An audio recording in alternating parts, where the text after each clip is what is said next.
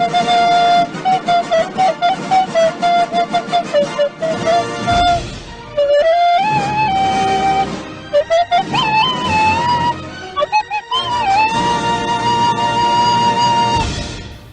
guys, we're going to be solving trigonometrical equations with calculus.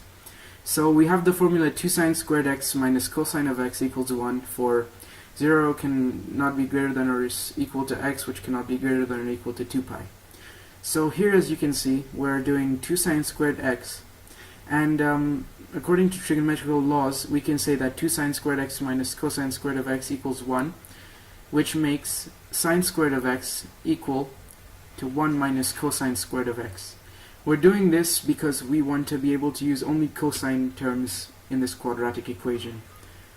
Now we substitute 1 minus cosine squared x into the sine x squared, and once we've done this, as you can see, we're about to distribute the 2 into the 1 minus cosine squared x. So now that we have a quadratic in cosine, which is 1 minus negative 2 cosine squared x minus cos x plus 1 equals 0, we can now, to make it a little bit easier to work with, multiply by negative 1 to make the x squared coefficient positive. So we're doing 2 cosine squared x plus cos x plus negative 1 equals 0.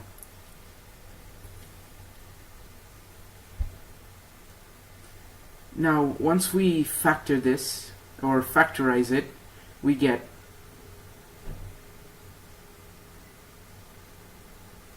open brackets 2 cosine of x minus 1 and cosine of x plus 1, which are both equal to 0. So for 2 cosine of x minus 1, what we can do is we can make it so that we have only cosine of x on one side. To do this, we subtract 1 and then divide by 2 to make it cosine of x equals a half. Now, with our knowledge of special triangles and the unit circle, we can determine that using the 30, 60, 90 triangle, that we're going to use cosine to work it out. So we get the angle of 60, which is cosine 60 equals 1 over 2. And on the unit circle, we usually have two positive values for cosine, because it is always positive on the first quadrant and on the fourth quadrant. So now we're going to go up by increments of 60, which is in radians pi over 3.